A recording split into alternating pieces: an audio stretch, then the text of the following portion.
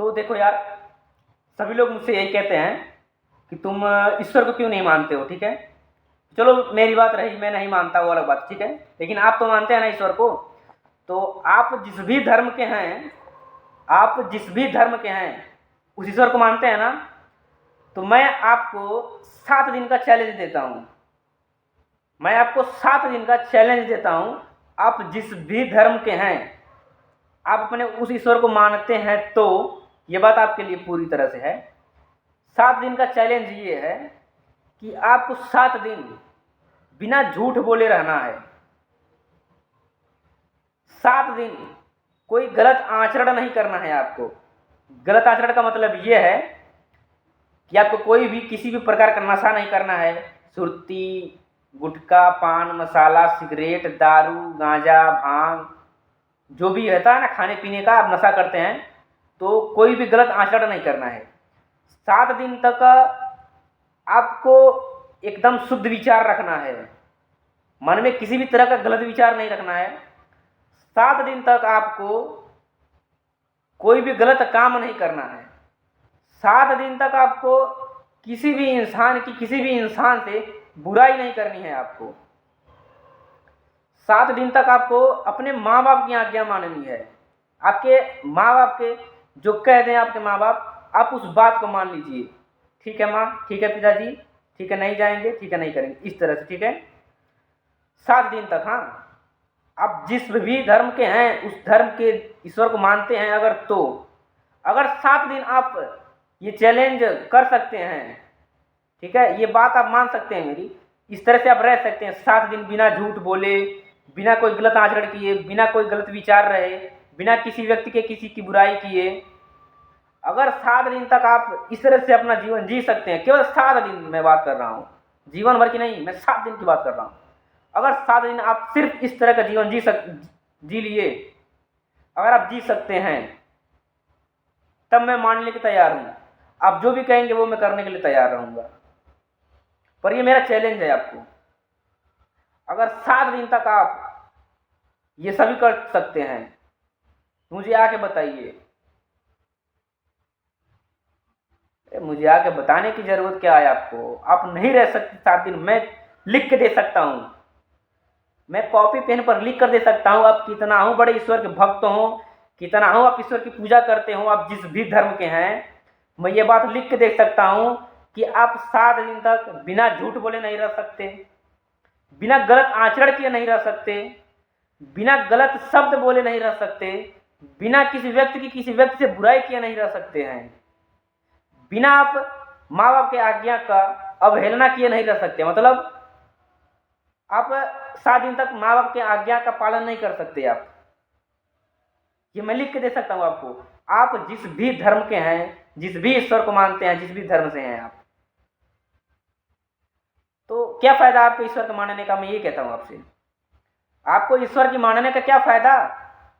बस लोगों को दिखाने के लिए मैं ईश्वर को मानता हूँ, मैं ईश्वर का बहुत बड़ा पुजारी हूँ, मैं बहुत बड़ा भक्त हूँ। मैं क्या बोलूँ आपको? आप भी जीवन मेरे तरह जी रहे हैं, लेकिन मैं आपसे बेहतर जीता हूँ। मेरे अंदर कोई गलत आचरण नहीं है, मतलब कोई नशा नहीं करता मैं आपकी तरह, कोई गलत काम नहीं करता, कोई गलत संगति नहीं है मेरी।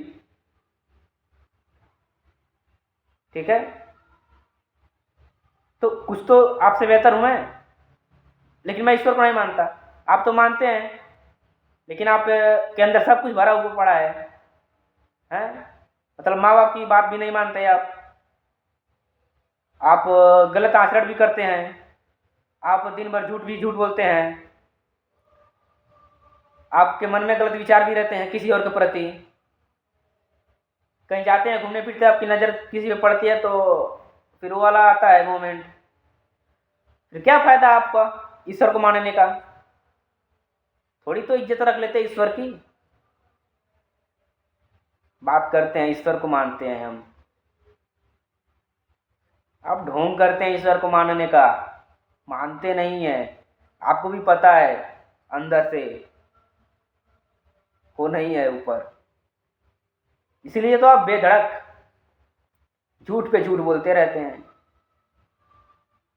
अगर है तो थोड़ा तो डरिए आप, थोड़ा तो उस ईश्वर की आप इज्जत कीजिए, थोड़ा घबराइए उससे, डरिए कि देख रहा है मैं चुगली कर रहा हूँ किसी और की, वो देख रहा है मैं गलत काम कर रहा हूँ यहाँ पे।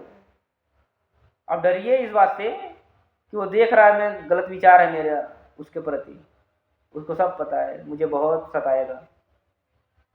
डरिए, आप मानते हैं तो ये भी बात सोचिए ना आप, तो देख रहा है ईश्वर, कह आप ही कहते हैं ना, आपकी मान्यता है ना, आपके धर्म के अनुसार, सभी धर्म में ये बात लिखी हुई है ग्रंथों में, ईश्वर सब कुछ देखता है।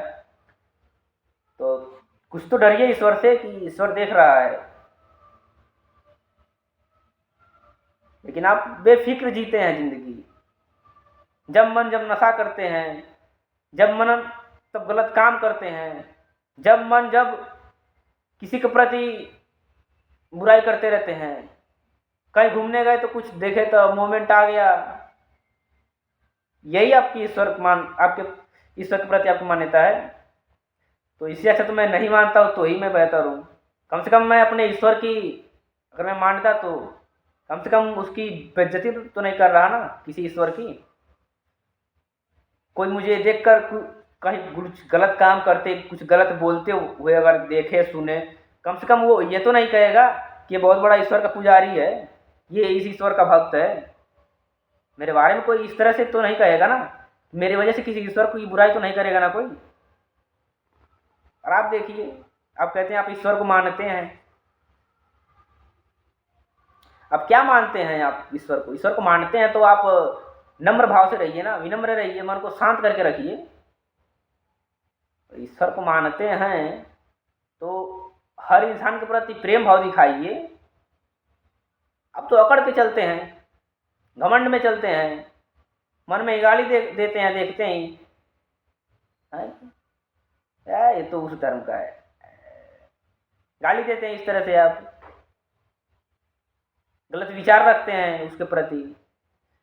तो फिर यार जब आप जीवन मेरे तरह ही जी रहे हैं तो आपको ईश्वर मानने का कोई फायदा ही नहीं, कोई मतलब ही नहीं, कोई अर्थ ही नहीं निकल रहा है कि आप ईश्वर को मानते हैं। हाँ, ये चीज़ का अर्थ निकल रहा है मेरे हिसाब से, सिर्फ ये दिखाने के लिए है, लोगों को बताने के लिए, हाँ आप बहुत बड़े वो हैं, भक्त हैं, है ना। तो जो मैंने शुरुआत में जो 7 दिन का चैलेंज दिया है आपको, अगर आप ईश्वर को मानते हैं तो अगर वो 7 दिन का चैलेंज आप एक्सेप्ट कर सकते हैं मेरा, तो फिर आप जिस भी ईश्वर को कहेंगे मैं उस ईश्वर को पूजने के लिए तैयार हूं। मैं भले नहीं मानता, लेकिन आपके कहने के हिसाब से अगर आप वो 7 दिन का चैलेंज अगर आप कंप्लीट कर सकते हैं अपने जीवन में, तो फिर आप जिस भी ईश्वर को कहें, जो कहें वो उस ईश्वर को मैं वही करता रहूंगा, मैं जीवन भर उस ईश्वर का ही पुजारी बन जाऊंगा। इतनी बात मैं कह रहा हूं। लेकिन मुझे पता है आज के डेट में कोई भी इंसान इस तरह से जीवन जी नहीं सकता ईश्वर को मानने वाला। भले ही वो कितना बड़ा भक्त, कितना बड़ा पुजारी, कितना बड़ा ईश्वर का भक्त है वो, लेकिन 7 दिन का जो मैंने चैलेंज दिया है ना, 7 दिन बिना झूठ बोले नहीं जी सकता वो, 7 दिन बिना गलत आचरण के नहीं जी सकता वो, 7 दिन बिना गलत विचार के नहीं जी सकता वो,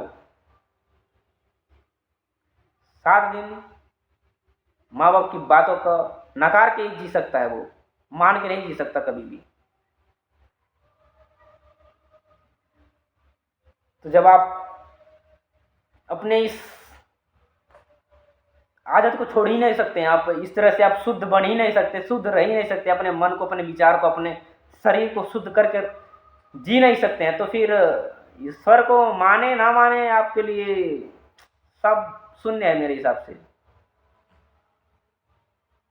तो मैं उम्मीद करता हूँ आपको समझ में आ गया कि मैं ईश्वर को क्यों नहीं मानता। नमस्कार।